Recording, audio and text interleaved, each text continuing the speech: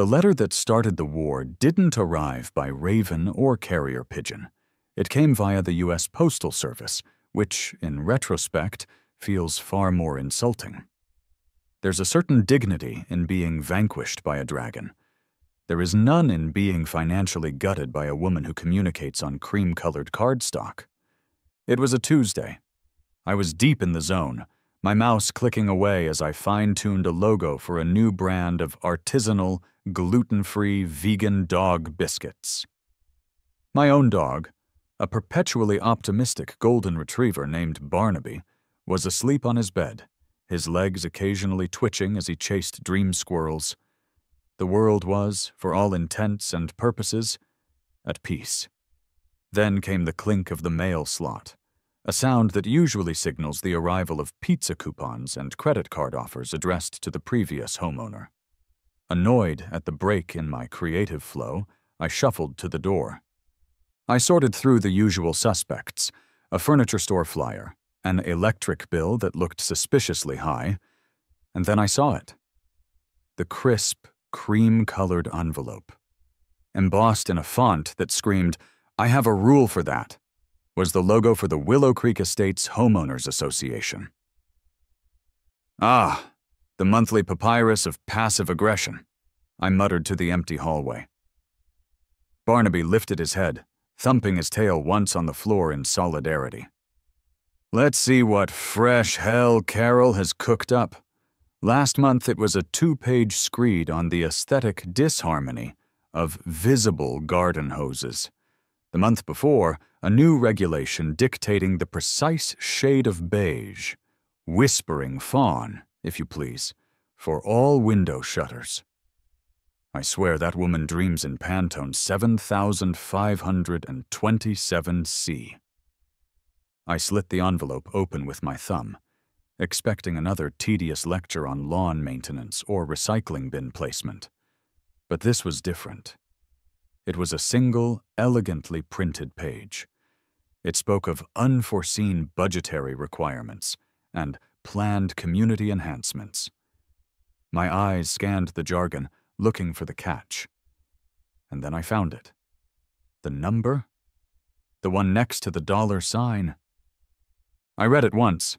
My brain, which was still half occupied with finding the perfect shade of brown for a biscuit logo, refused to process it. I read it again, my mouth going slightly dry. A 300% increase. Not 10%. Not 20%. They had taken my monthly fee, a number I already considered extortion, and tripled it. My first thought was that it was a typo. A hilarious, egregious typo that would be corrected with an embarrassed follow-up email. I checked the date. It was not April 1st. I looked for a footnote, an asterisk, anything to explain the sheer mathematical violence of the figure in front of me. There was none. It was real. Barnaby, sensing a disturbance in the force, trotted over and nudged my hand with his wet nose. I looked down into his big, brown, soulful eyes. Barnaby, my friend, my confidant, I said, my voice barely a whisper. Do you know what this means? It means your gourmet kibble, the one with the salmon and sweet potato, is about to be downgraded to sawdust pellets. It means my emergency zombie apocalypse fund is about to become the Carol Hess wants a new gazebo fund. I looked back at the letter. Oh, it's not a gazebo, it's worse. The funds, the letter explained with infuriating vagueness, were for a new, classical European-style fountain at the neighborhood entrance and a complete horticultural reimagining of the median strips. I knew exactly what this meant. Carol, our HOA president and resident tyrant, had been on a vision kick lately. Her vision apparently involved bankrupting us to install a fountain that probably had a urinating cherub on it and planting a bunch of overpriced tulips that the deer would eat in a week. I crumpled the letter into a tight ball, my knuckles white. A hot wave of anger washed over me. Then, a second wave of pure panic. I couldn't afford this, not without making some serious life-altering changes. I immediately uncrumpled the letter, smoothing it out on the kitchen counter with trembling hands. This wasn't just a notice. It was a gauntlet thrown down. A line drawn in the sand-colored sand that Carol probably mandated. Staring out the window at my perfectly compliant, whispering fawn shutters, I felt a grim determination settle in my bones. I was going to the HOA meeting, and I was going to fight this. Barnaby nudged my hand again, and this time I took it as a sign. He wasn't just offering comfort. He was offering his sword, or at least his willingness to bark on command. The Willow Creek Community Clubhouse always smelled faintly of stale coffee and broken dreams. It was a sterile beige room, naturally, filled with uncomfortable folding chairs and lit by fluorescent lights that hummed with the sound of quiet desperation. On this particular evening, the air was thick with a special kind of resentment, the kind that only a tripling of fees can inspire. About 15 of my fellow homeowners were scattered around the room, all clutching their own cream-colored letters like survivors of a shipwreck, clinging to debris. At the front of the room, behind a folding table, sat the holy trinity of our suburban oppression. In the center was Carol Hess, HOA president, a woman in her late 50s with a helmet of perfectly coiffed hair and a smile that never quite reached her eyes. To her right sat Barry, a retired accountant who seemed to achieve a state of genuine bliss when discussing quarterly budget reports. To her left was Janice, a woman whose entire personality seemed to be nodding in agreement with Carol. Carol called the meeting to order with a rap of her gavel that was far too aggressive for the size of the room. She launched into a self-congratulatory monologue, a symphony of buzzwords that washed over us in a wave of nausea. Vision, prestige, curb appeal, protecting our investment. It was the kind of speech that made you want to check your wallet to make sure it was still there. I had prepared notes. I had rehearsed in the shower. I was nervous, but the image of my bank account being drained for a water feature gave me strength. When she finally paused for breath, I stood up. "Carol," I began, my voice steadier than I expected. "Mark Rylance, 112 Oak Lane. With all due respect, tripling the fee overnight is untenable for many of us. We're talking about a significant financial burden on every household here." A murmur of agreement went through the room. Carol's smile tightened by a millimeter. "Mark, it's so sweet that you're taking an interest in the community's finances." The condescension was so thick you could spread it on toast. As the letter stated, these are necessary enhancements to maintain the prestige of Willow Creek. "A fountain is a want, not a need," I countered, clutching my notes. "Couldn't we explore more affordable options, or at least put this to a formal vote as required for capital improvements of this scale?" Carol let out a small, pitying sigh, as if explaining gravity to a toddler. The board has discretionary control over budget allocation for community beautification. It's right there in the covenants, Section 11, paragraph C. She didn't even have to look it up. As for a vote, that's only for new amenities, not upgrades. We are simply upgrading our entrance. "Upgrading it with what, a solid gold dolphin?" I shot back, my frustration getting the better of my carefully planned composure. "This isn't an upgrade, it's a complete financial overhaul. We have a right to see the bids you received for this project." Carol's thin smile vanished completely, replaced by a look of icy disapproval. "The bids were reviewed by the board, and the most appropriate one was selected. We don't want to bore the rest of the community with tedious paperwork. It's a matter of taste, Mark, and the board has been entrusted to make those decisions. Now, if there are no other relevant questions—" She had done it. With a few perfectly crafted, condescending sentences, she had shut me down completely. She did the same to everyone else who dared to speak up. Mrs. Gable from down the street, a sweet old lady on a fixed income, practically begged the board to reconsider. Carol suggested she look into a reverse mortgage. A younger couple who had just moved in asked about a payment plan. Barry, the numbers ghoul, just shook his head and mumbled about fiscal responsibility. The motion was passed. The fee increase was official. We were defeated. I walked home in a daze of impotent rage. I felt foolish for thinking logic or reason could ever penetrate the force field of Carol's self-importance. As I turned onto my street, my headlights swept across it. The vacant lot. A quarter-acre of pure neglect sandwiched between two perfectly manicured homes. It was an overgrown, weed-choked eyesore, surrounded by a rusty, sagging chain-link fence. A faded, peeling sign, barely legible, still proclaimed it the future site of the Willow Creek Community Gazebo, a promise made a decade ago and long since forgotten. The lot was a monument to the HOA's incompetence. They couldn't even be bothered to mow this patch of dirt, yet they had the audacity to demand a king's ransom for a fountain. I glared at the tangle of weeds and rusting metal, a symbol of everything that was wrong with this place, and in that moment, a dark, bitter resentment took root in my soul. For 3 days, I stewed. I was a thundercloud of resentment, raining silent fury all over my peaceful home office. I rage-researched HOA law, diving into forums and legal websites. But every search ended the same way. The bylaws were ironclad, and my chances of winning a fight were slim to none. I was trapped, defeated. I started calculating what I'd have to give up. My annual vacation, my subscription to the Adobe Creative Suite, Barnaby's fancy kibble. Barnaby, oblivious to our impending financial ruin, was relentless. He'd nudge a slobbery tennis ball against my leg, whine softly, then rest his heavy golden head on my knee, his eyes full of unasked questions. He knew something was wrong. Finally, I gave in.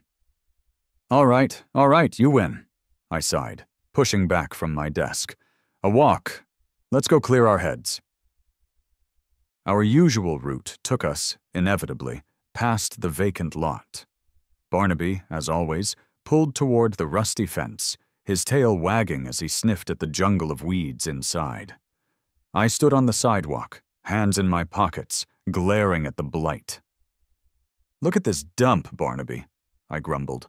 For 10 years this has been their grand plan, a gazebo.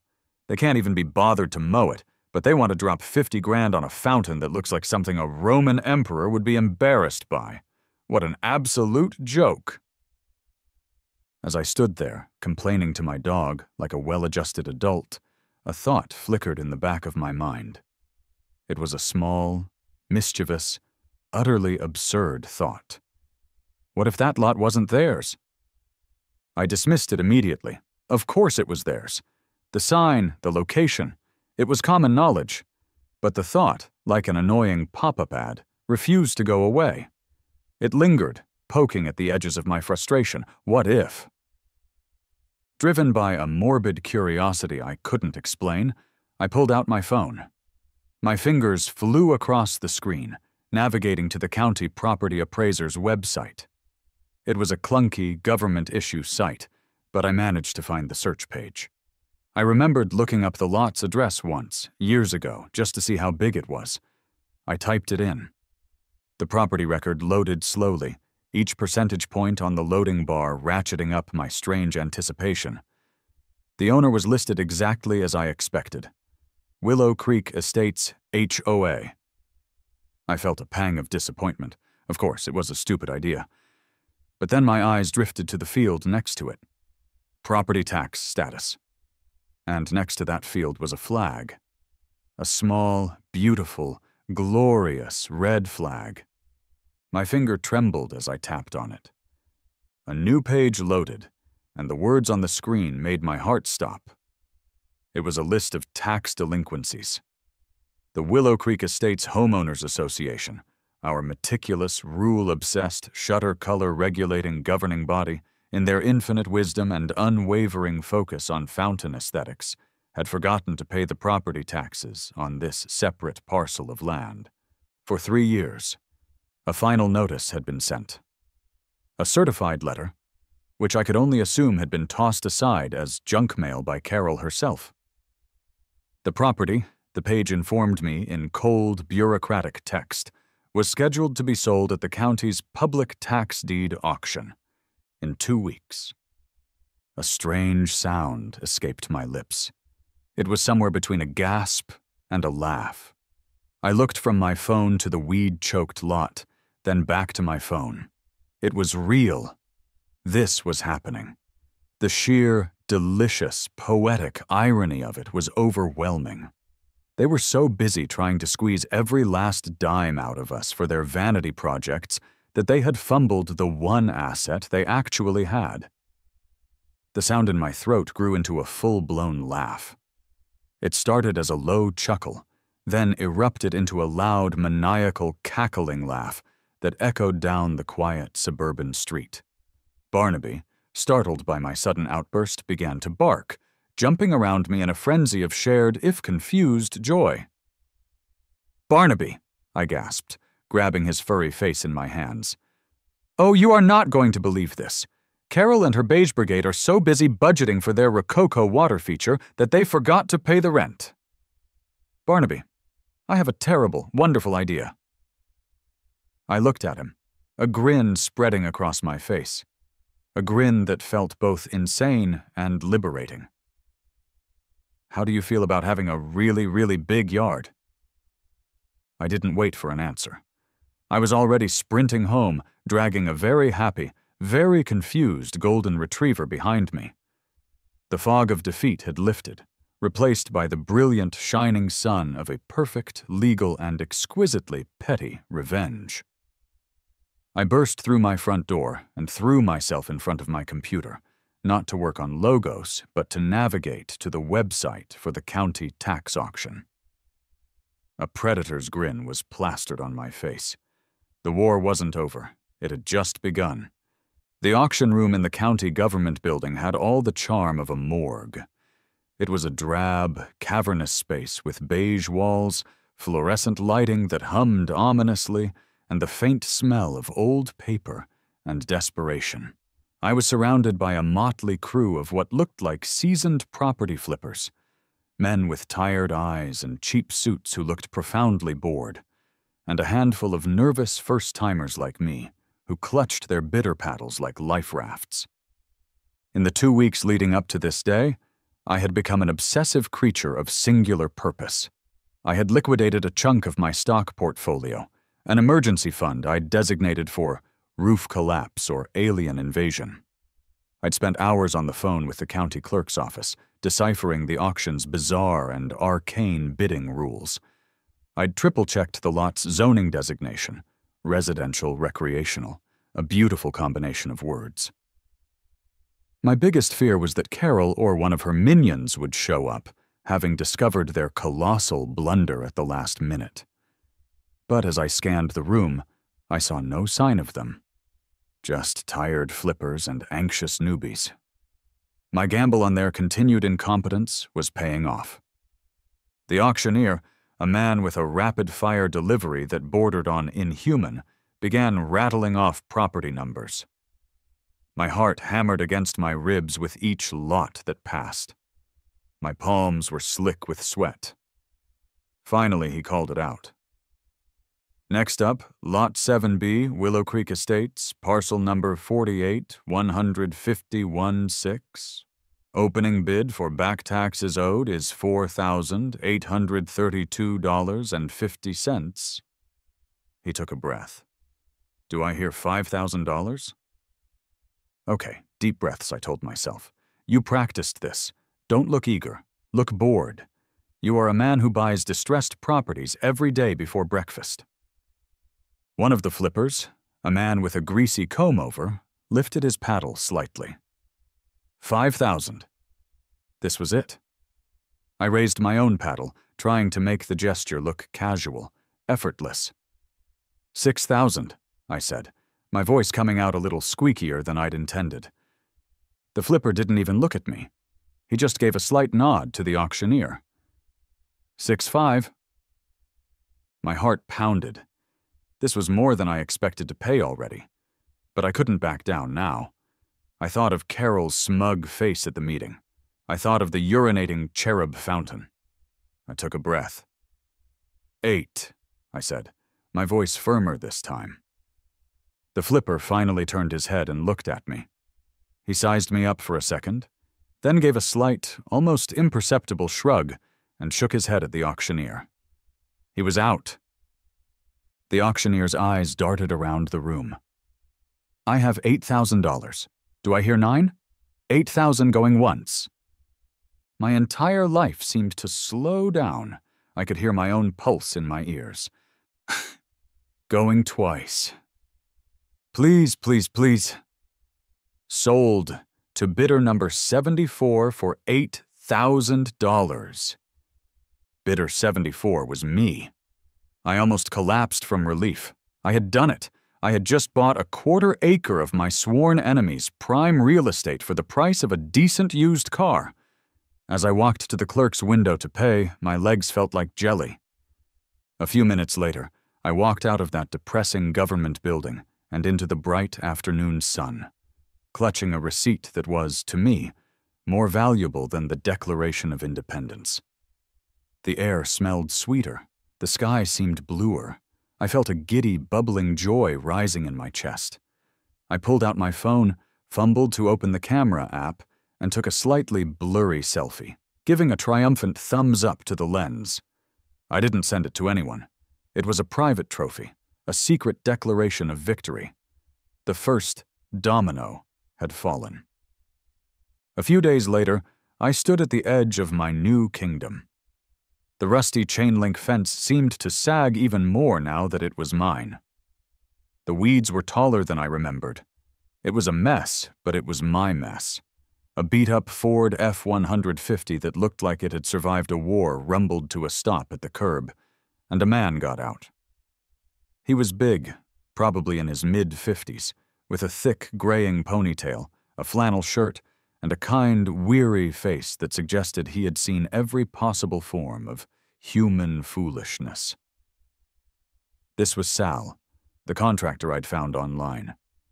He had 5-star reviews and a business name I liked, Honest Sal's Construction. He ambled over, wiping his hands on his jeans. "Mark?" "Sal, thanks for coming out," I said, shaking his calloused hand. "No problem. So this is the spot, huh?" He peered through the fence at the jungle within. "What's the master plan?" I took a deep breath, suddenly nervous. Saying the plan out loud to a stranger made it feel real and also slightly insane. "So, yeah," I started. "The plan is to clear it, level it, put up a nice, sturdy fence, 6-foot white vinyl, not this chain-link garbage. Install a double-gated entrance over there, put in a few benches, some waste stations with those little baggies, and maybe a water fountain." I paused, then added the crucial detail. 18 for dogs. Sal stopped stroking his beard and looked at me, then back at the lot. "A dog park." "Yeah," I said, trying to sound casual. I have a dog." "And you own this lot?" he asked, his eyes twinkling with curiosity. "Just bought it," I said, the pride still fresh. "At the county tax auction. It used to belong to the HOA. Sal's eyebrows shot up, a slow, magnificent grin spread across his face. "The HOA? They, kind of tripled my fees," I admitted. The grin exploded into a booming laugh that echoed across the quiet street. He slapped his thigh, a cloud of dust puffing from his jeans. "Kid, I've been a contractor in this county for 30 years. I have dealt with dozens of these HOAs. They are the single greatest source of misery, bad taste, and unnecessary paperwork known to man. They are the mortal enemy of common sense." He leaned in, his voice conspiratorial. "You're building a dog park to spite your HOA?" "That's the general idea, yeah," I said, a wave of relief washing over me. "Son," Sal said, clapping a heavy hand on my shoulder. You didn't just hire a contractor. You hired a disciple. I've been waiting for a job like this my whole life." He turned back to the lot, his eyes now gleaming with a professional, strategic light. "Okay, let's get to work. First things first, permits. They're gonna come at you with bylaws and covenants, but they can't do squat against a city-stamped permit. We're gonna do this by the book. Every I dotted, every T crossed. It'll drive 'em nuts." He started pacing the perimeter, pointing and talking. "We'll need a grading permit, a permit for any fence over 4 feet, plumbing permit for the fountain. We'll pull 'em all before we even break ground." He looked at me, his grin returning. "And I think I can find a way to give you a little anti-bureaucracy discount on the labor." As I stood there, listening to Sal talk animatedly about drainage solutions and the load-bearing capacity of different bench materials, the project transformed. It was no longer just a half-baked revenge fantasy. It was real. It was possible. With Sal as my general, my partner in crime, I felt like I could actually win this war. The chapter ended, not with a bang, but with a handshake. A solid, binding agreement between two men united by a common enemy and a love for well-executed spite. A week later, the first real sign of life appeared on the lot in a decade. A surveying crew, hired by Sal, was out planting little orange flags at the property corners. It was a small thing, but on our obsessively monitored street, it was the equivalent of a military maneuver. I was out there with them, ostensibly to answer questions, but really just to savor the moment. It didn't take long. A silver sedan that I knew all too well screeched to a halt at the curb. Carol Hess emerged, clad in expensive power-walking gear that looked like it had never seen a bead of sweat. She marched across the street, her face a thundercloud of righteous indignation. "Mark," she called out, her voice sharp and accusatory. "What is going on here? What are you doing on HOA property?" I had rehearsed this moment in my head 100 times. I gave her a calm, polite smile that I hoped conveyed both friendliness and utter triumph. "Oh, good morning, Carol. Lovely day for a walk. Just getting a survey done." "A survey? For what?" she snapped. "The board did not authorize this. This is common area property. You are trespassing. I'm going to have to ask these men to leave immediately." She gestured dismissively at the surveyors, who were trying very hard to pretend they couldn't hear her. "Actually, I don't think you can do that," I said, my voice dripping with faux innocence. "See, it's not technically HOA property anymore." Carol's perfectly plucked eyebrows furrowed in confusion. "What are you talking about? Of course it is. It's Lot 7B. This was the moment. The payoff for all the stress and the liquidated stocks. I reached into my back pocket and slowly pulled out the folded copy of the new deed. I held it up like a crucifix to a vampire. "According to the fine folks at the county clerk's office, it's my property now," I said, letting the words hang in the air. "Bought it at the tax auction 2 weeks ago. The one you were invited to via certified mail?" I let my smile widen just a fraction. "You guys should really check your mail more often."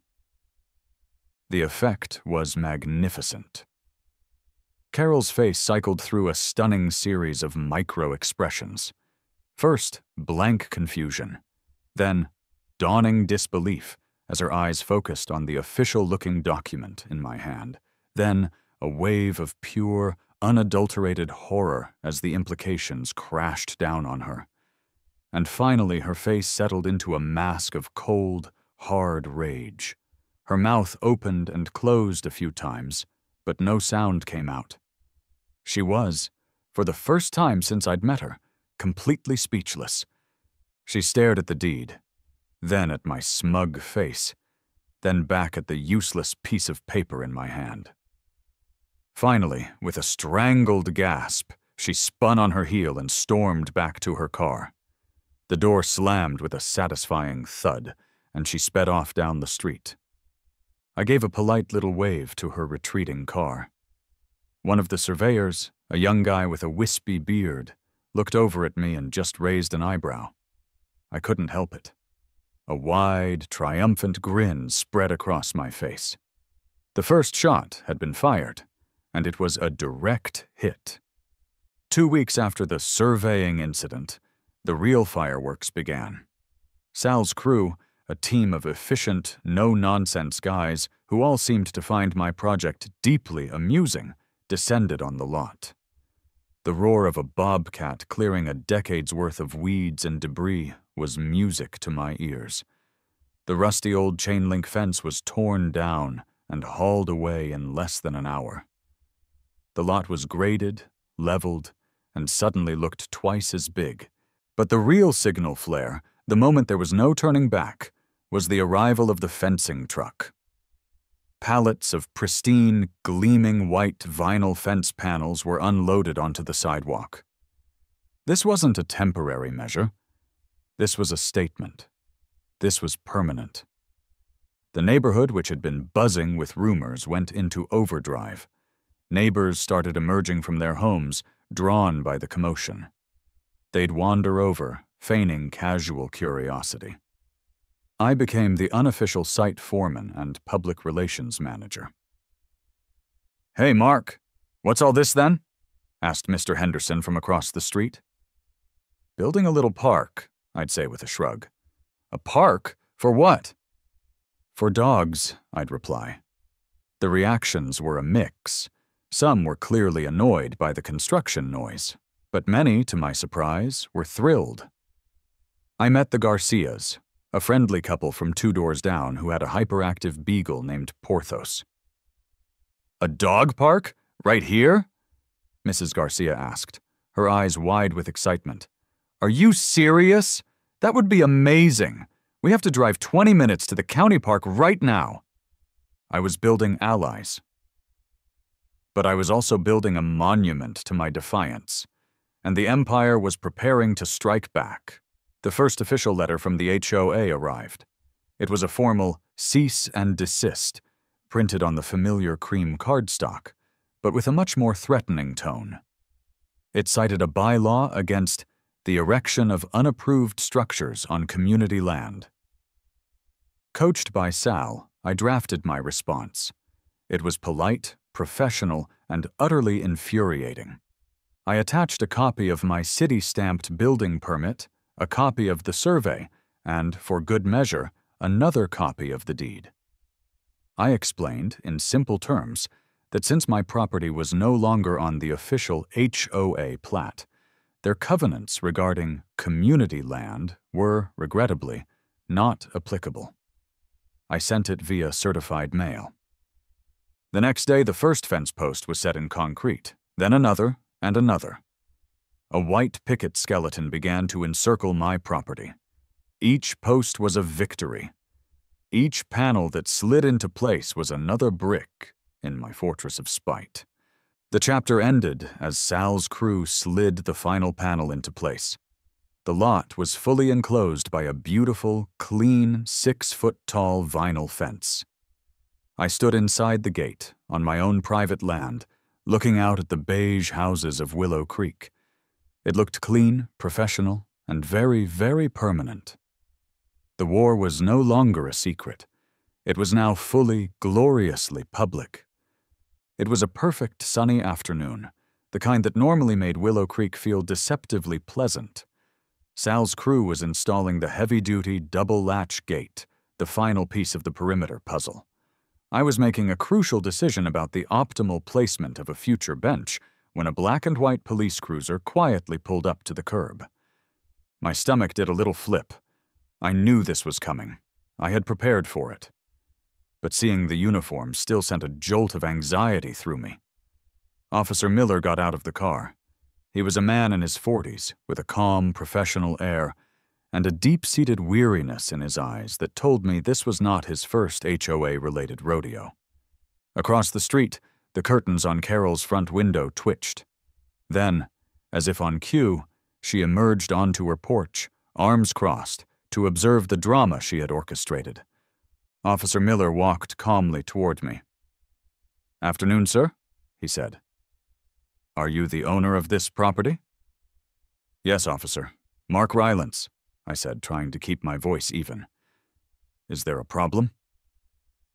"We got a call," he said, pulling out a small notebook. "A complaint about some unpermitted construction work, creating a public nuisance, and potential unpermitted commercial activity." I couldn't help but smile. "Ah," I said, nodding my head slowly. "Let me guess. The call came from that house over there?" I gestured with my chin toward Carol, who was now pretending to inspect her rose bushes with intense focus. Officer Miller glanced over, and a flicker of something. Resignation, maybe even amusement, crossed his face. The caller wished to remain anonymous. "Of course she did," I muttered.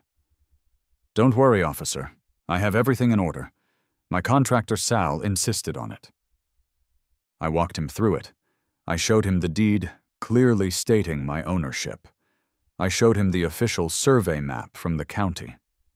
And then, for the grand finale, I produced a clear plastic folder containing the city-issued permits, the fence permit, the grading permit, and the upcoming plumbing permit for the doggy water fountain.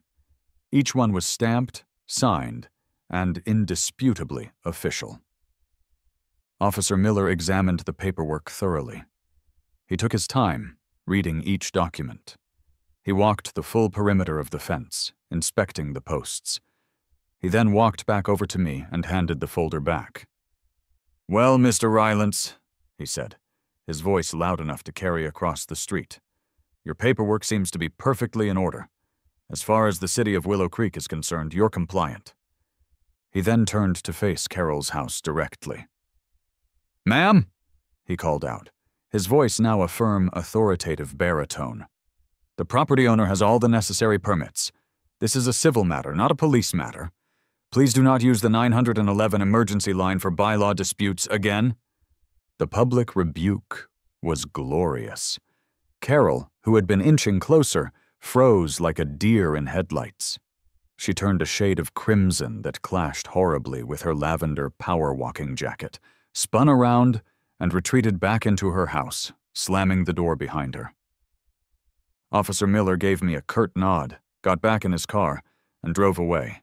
Sal, who had been watching the whole exchange with a huge grin on his face, walked over and gave me a hearty slap on the back that nearly sent me sprawling. "That, my friend," he said, "was beautiful. You see? Paperwork. It's their language. You just have to be better at it than they are." It was a major victory.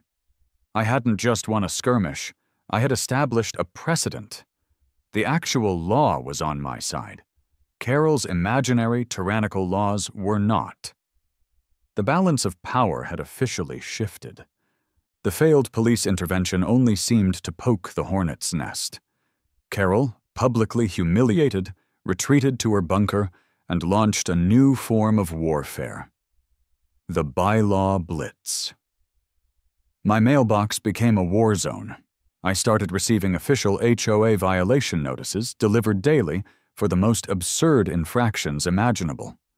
One day it was a noise ordinance violation for the sound of Sal's hammer. The next, a citation for unseemly equipment being visible from the street, referring, I believe, to a wheelbarrow. I got a notice about non-conforming landscaping because the newly laid topsoil wasn't yet grass. My favorite was a violation for improper storage of construction materials because the pallets of sod had sat on the curb for 2 hours before being installed. I started a special folder for them, a rapidly thickening monument to Carol's obsessive madness. But it didn't matter. The park was taking shape. The lush green sod was laid, transforming the dusty patch into a vibrant lawn. 2 sturdy park-grade benches were bolted into concrete footings. A bright red dispenser for waste bags was installed near the gate.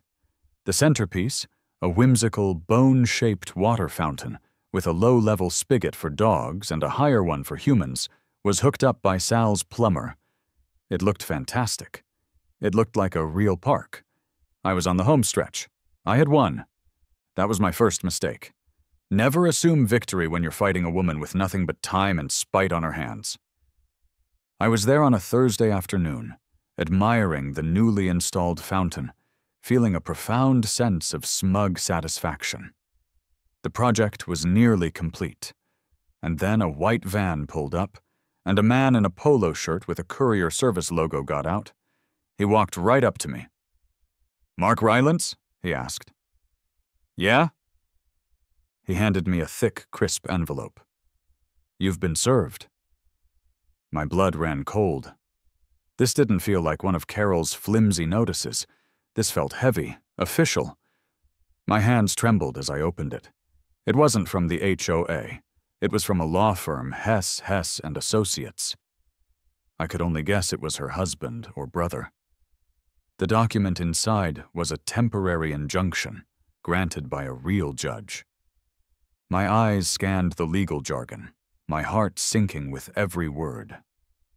Carol and the board, having finally decided to spend some of their ill-gotten fountain money on a competent lawyer, had unearthed a silver bullet.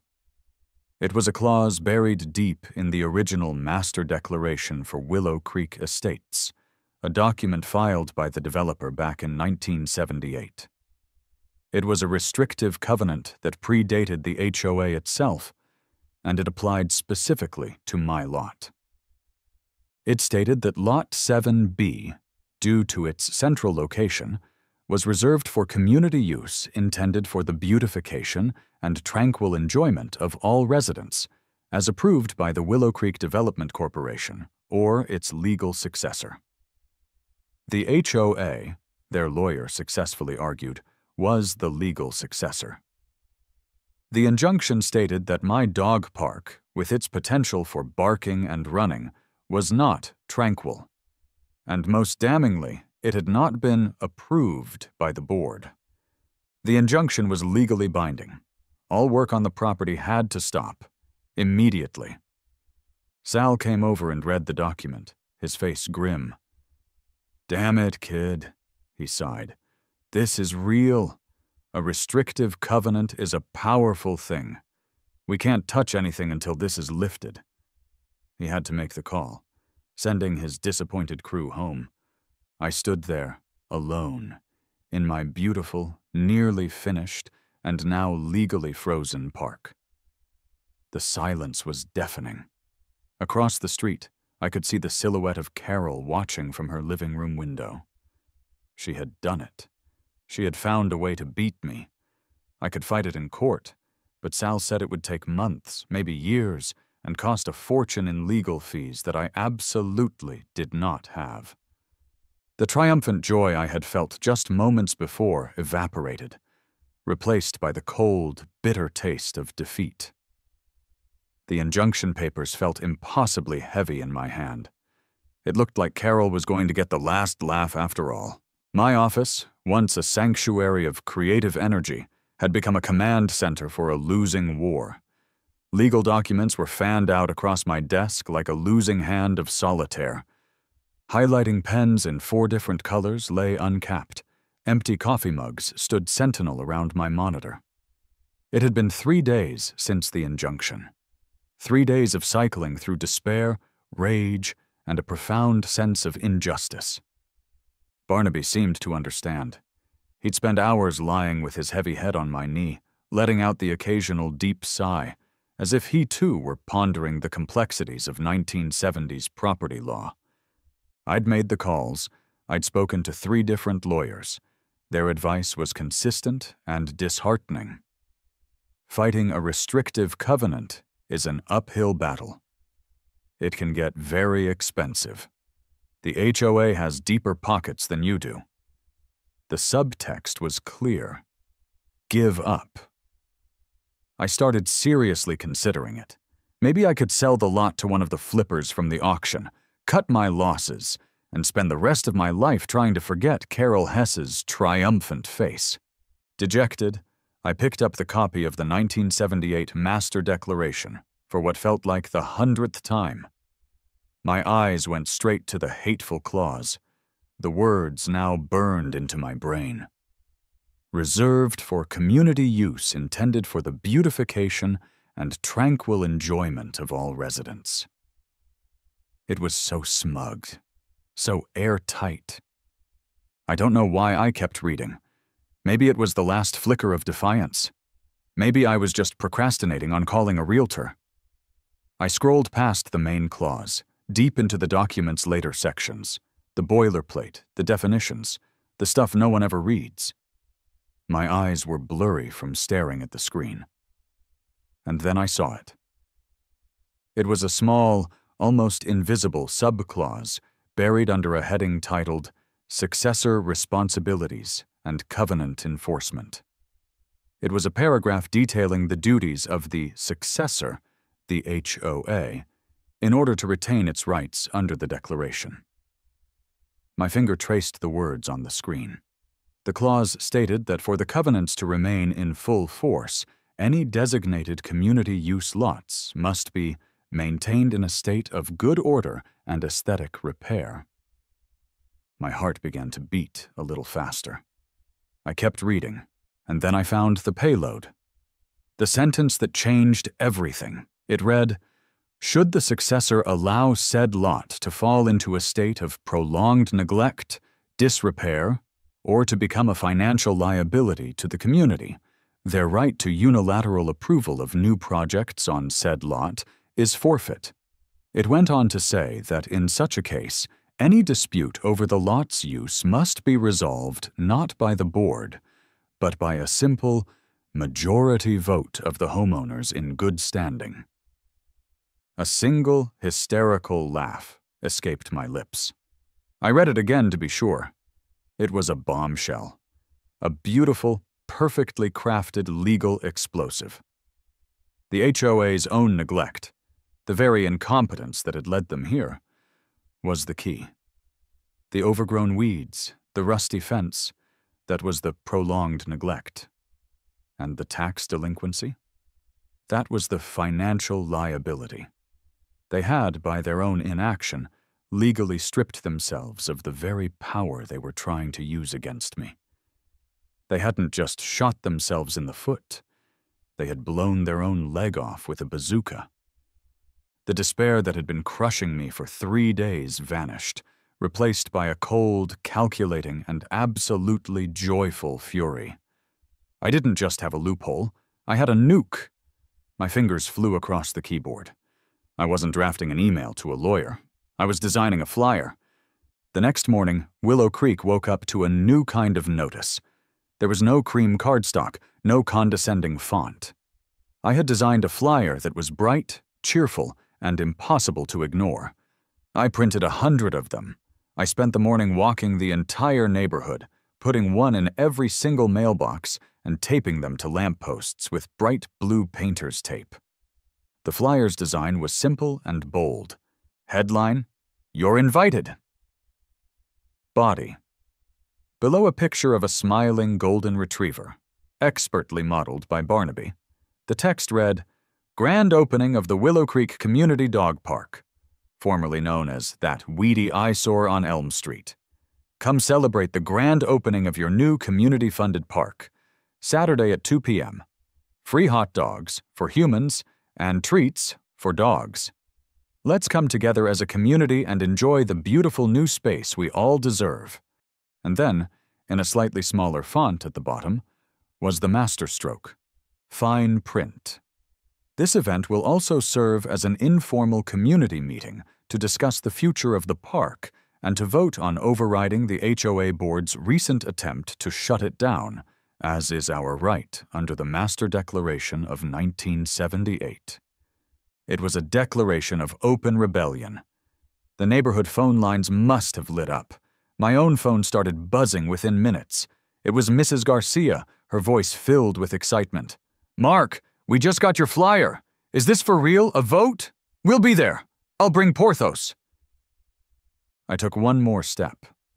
I looked up the contact information for the local TV news station's investigative team, the one with the segment called On Your Side that specialized in stories about consumer complaints, and their bread and butter, HOA disputes. I sent a polite, detailed email with copies of the injunction, the flyer, and the relevant page from the 1978 Master Declaration. I painted a picture of a David and Goliath story, a lone homeowner versus a tyrannical board. It was irresistible. They called me back in under an hour. As I stood on my porch watching the blue flyers fluttering on lampposts up and down the street, a wave of nervous energy washed over me. There was no turning back now. I had bypassed the lawyers and the court system and taken my case directly to the people. I was betting everything on this public showdown. Saturday arrived, bright and sunny, a perfect day for a revolution. By 2 p.m., the scene at the park was more than I could have ever hoped for. It was a joyous chaos. At least 50 residents were there, a sprawling crowd of families, couples, and seniors. And the dogs. There were dozens of them. Beagles, poodles, shepherds, mutts of every shape and size, romping across the lush green grass, a symphony of happy barks filling the air. The Garcias, true to their word, were manning a portable grill, handing out hot dogs to a growing line of people. My park, my frozen, legally contested park, was, for this one afternoon, the vibrant heart of the community. The local news van was parked discreetly down the street, a cameraman already filming the joyful scene. Everything was perfect. And then, right on cue, the villains arrived. Carol's silver sedan pulled up, and she emerged, flanked by Barry, Janice, and a grim-faced man in an expensive suit who had to be their lawyer. They looked furious, out of place, and utterly appalled by the sight of so much unsanctioned happiness. Carol marched toward the center of the park, holding up the injunction like a holy relic. "This is an illegal gathering," she shouted, her voice shrill and barely audible over the barking. "This park is in violation of a court order. You are all trespassing on enjoined property." A few people looked nervous, but most just glared at her. This was my moment. I hopped up onto one of the new benches, using it as a makeshift stage. The news camera immediately swung in my direction. "Hi, everyone," I called out, my voice amplified by nervous adrenaline. "Thanks for coming. For those who don't know me, I'm Mark, and this is my very good boy, Barnaby." I gestured to Barnaby, who sat at the foot of the bench, looking noble. "I built this park for him, and for all of our dogs, because I believe our community deserves nice things." A cheer went up from the crowd. The lawyer stepped forward, his face a mask of professional anger. "Mr. Rylance, you are in contempt of court. We are here to serve you with further notice." "Yes, the injunction," I interrupted, holding up my own copy for the camera to see. "Carol, thank you for bringing that up. It's the whole reason we're here. This injunction is based on a 1978 covenant that says the HOA has to approve any project on this lot. That's true, I read it." I paused, letting the drama build. But what Carol and her high-priced lawyer either didn't read, or maybe just hoped the rest of us wouldn't, is the fine print. I held up another document, the highlighted page from the Master Declaration. I projected my voice, channeling every ounce of righteous indignation I had. This document, the very source of their alleged power, says that if the HOA let this lot become an overgrown, tax-delinquent financial liability, I gestured around the now beautiful park, which they did for 10 years, their right to unilateral approval is, and I quote, "forfeit." A gasp went through the crowd. The lawyer's jaw literally dropped. He looked at Carol, who had gone pale. I pressed my advantage. According to their own founding document, the fate of this park isn't up to Carol and the board anymore. It's up to a majority vote of the homeowners, I pointed out at the crowd. "So let's have an informal vote right now. All in favor of keeping our dog park, make some noise." The eruption was deafening. It was a roar of cheers, applause, whistles, and a cacophony of supportive barking. It was a landslide. The news camera zoomed in on Carol's face, capturing her sputtering, crimson-faced public humiliation for all of prime time to see. She had no response. No bylaw, no condescending remark could save her now. She had been beaten, utterly and completely, with her own rule book. The lawyer grabbed her arm and practically dragged her, along with the shell-shocked Barry and Janice, out of the park. They made a hasty, undignified retreat, pursued by the jeers of their neighbors and the joyful barking of free dogs. The news reporter, a young woman with a microphone and a shark's grin, rushed over to me. "Mr. Rylance, you've just faced down your HOA and won," she said. "How do you feel?" I looked at the crowd, at the happy dogs, at Barnaby wagging his tail. I smiled. "It's a great day for Willow Creek," I said, "and an even better day for the dogs." The news story aired that night at 6 p.m. It was the lead segment. The station had a field day with it, editing it for maximum drama. They showed footage of the old, weedy lot, then the beautiful new park, then the joyous, grand opening, and finally, the money shot. Carol's face contorted in rage as she was forced to retreat. The headline they ran with was, "Dog Park David Beats HOA Goliath." My phone didn't stop buzzing for 24 hours. The fallout in Willow Creek was swift and brutal. Within a day, an official petition to recall the entire HOA board was being circulated by the Garcias. It had more than enough signatures by Monday morning.